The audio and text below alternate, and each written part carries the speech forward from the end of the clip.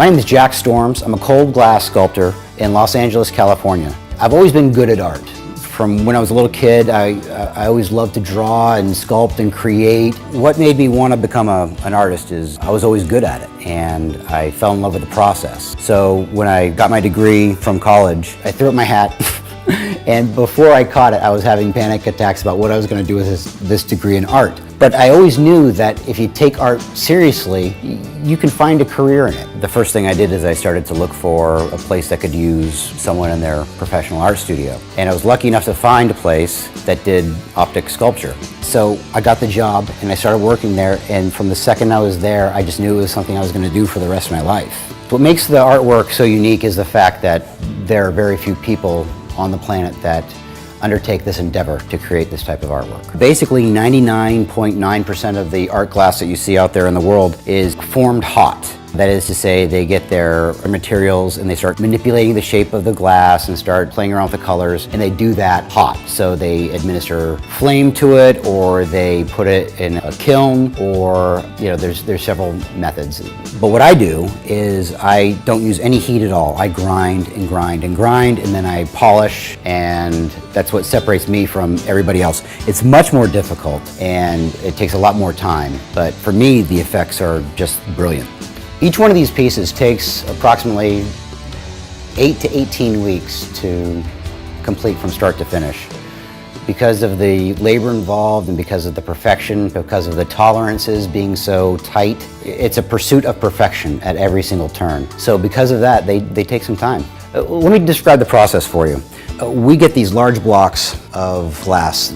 This one is a piece of gold lead crystal, and it comes in a block about that long, and then we cut it into different pieces, and then I'll grind down all these pieces flat. So that's what I do with every single piece of lead crystal that comes in here. So from this point, I'll cut this down the middle, polish all those interior surfaces. That takes about a day and a half. Then I insert a piece of dichroic.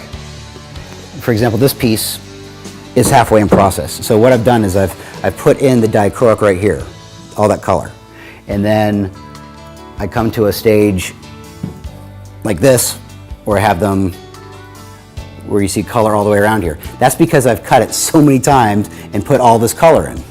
So this is a week-long, 2-week-long process, because what you've got to do is you've got to get it to a point where it's completely polished, bring it back to a glue room, administer all the color that's in there, put it back together, bring it back out, recut it, bring it back to the glue room, bring it back out, regrind it, recut it, bring it back to the glue room. So every single one of these steps, they just take time.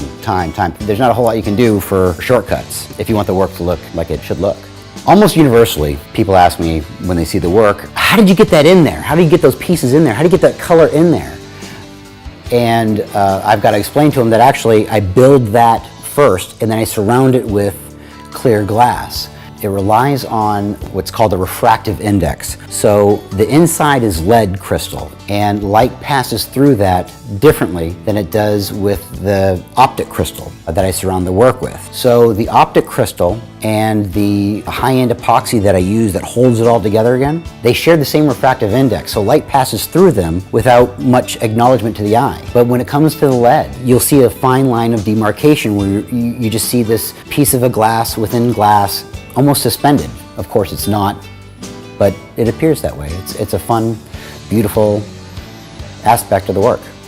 So one of the components that I use inside all the artwork is the dichroic crystal. And what makes a dichroic crystal so spectacular is that it shows 2 different colors for every piece of glass you have. Now, you can probably see that it's wafer thin, but within this thin piece of glass, there's a coating on here that will translate into 2 different colors. It'll also cast a colored shadow, and it will reflect color as well.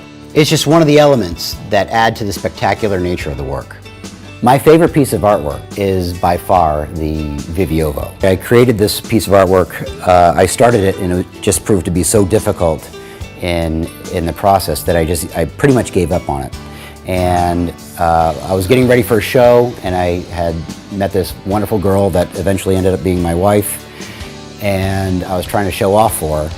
So I brought her in front of the 12, 15, 20 pieces that I had getting ready for a show. And I said, what's your favorite piece? Thinking that I was going to, I don't know what I was going to do. Maybe I was going to give it to her, I don't know.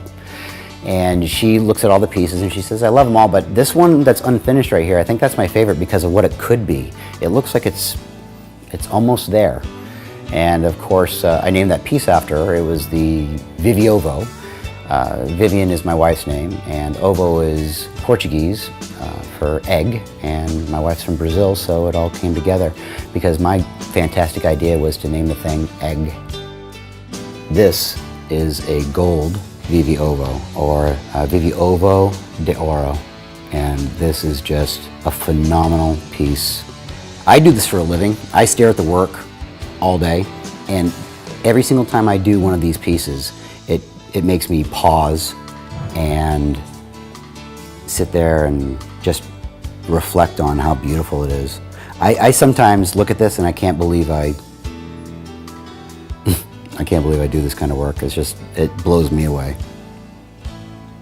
One of the things about my work that I find so exciting is that I incorporate a Fibonacci sequence and Fibonacci ratios into the work. The Fibonacci ratio is the golden ratio. It's everywhere in nature. It's why a tree grows so tall versus so wide.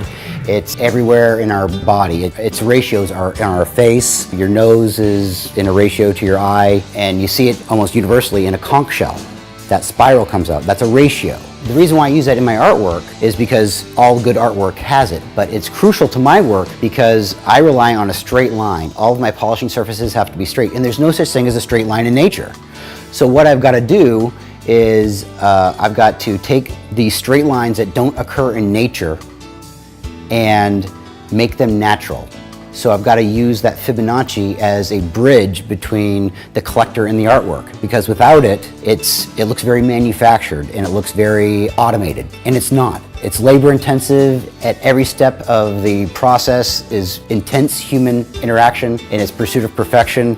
So to get that across, to get it across that it's a creation and not something that's being manufactured, then the Fibonacci is absolutely crucial. I draw inspiration from being able to pull ideas out of the ether, being able to touch the creative, being able to draw from that creative wellspring, being able to take something from your head, your thoughts, and being able to translate them into something that's solid right in front of you. A lot of people ask me what my artwork means to me. What does this piece mean to me?